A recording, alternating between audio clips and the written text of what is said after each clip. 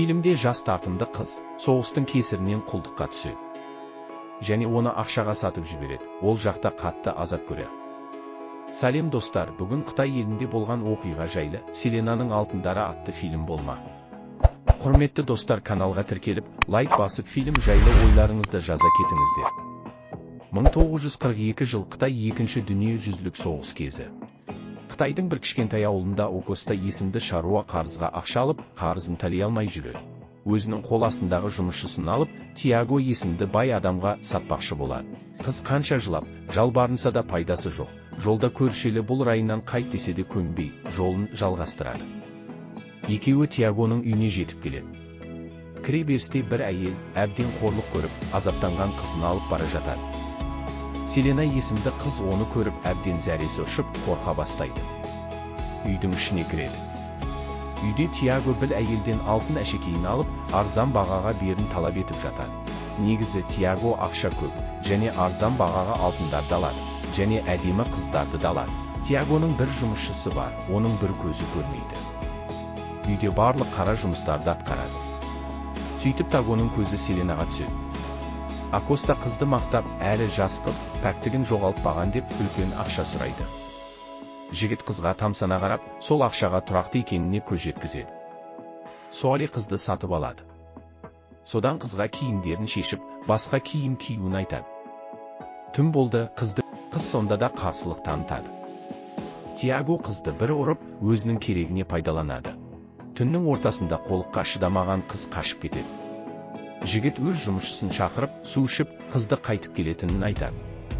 Қыз Акостаның үйіне қайта келеді. Жылап қайта ол үйге апармауын өтінеді. Ашуға салынған Акоста қызды ұрып соғып, қайта үйіне жібереді. Қыз қайта үйіне келеді. Осыдан басқа шарасы жоқ екенін түсініп, бір бұрышта жатып ұйықтауға кіріседі. Таң атады. Тиаго соқыр жұмысшысын ұрып жатыр. Себебі түнде тауықтарды қамауды ұмытып кеткен, кесірінен тауықтарды ұрлап кеткен. Көріп тұрған Селенаның қорқынышы ода әрі күшейе түседі. Қыз солай күнде тамағын жасап, айтқандарын орындап жүреді. Соқыр жұмысшыны адам құрлы көрмейді екен, ол бір бұрышта аш отыр. Қыз оған тамақ апарып береді, бірақ ол Тиагоға ұнамайды. Солай өз жұмыстарына кірісіп кетеді. Қыз бен бала далада жұмыс істеп жатыр. Тиаго сатып алған алтындарды қайта өңдеп, төрт бұрышты қылып құяды екен. Сол уақытта оған бір әйел келеді. Ол қолындағы сақинасын ұсынады. Сақина үшін өте аз ақша беріп, ұнамаса басқа жаққа бара бер деп айтады. Амалдың жоқтығынан ол сақинасын сатып кетеді. Тұтпайды.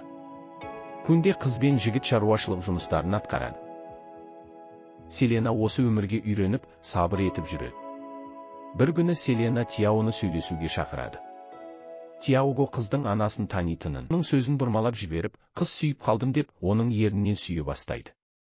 Сол сәтте аспаннан ұшақ ұшып көптеген хаттарды жерге тастайды.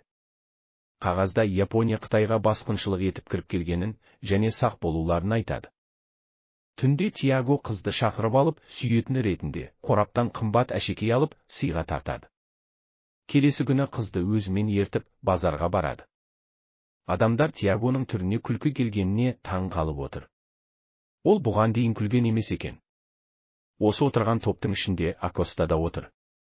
Олар осы болып жатқан соғысты талқылап сыра ішіп отырады. Содан аяғында масайып, қыз арқалап үйіне әкеліп жатқызады. Шкафты ашып, қораптан толған алтын мен ақшаларды көреді. Бірақ ешқайсына тиіспей орнына қояды. Астынан жігіттің дауысын естіп қасына барады. Және бұл жерге қалай тап болғанын сұрайды.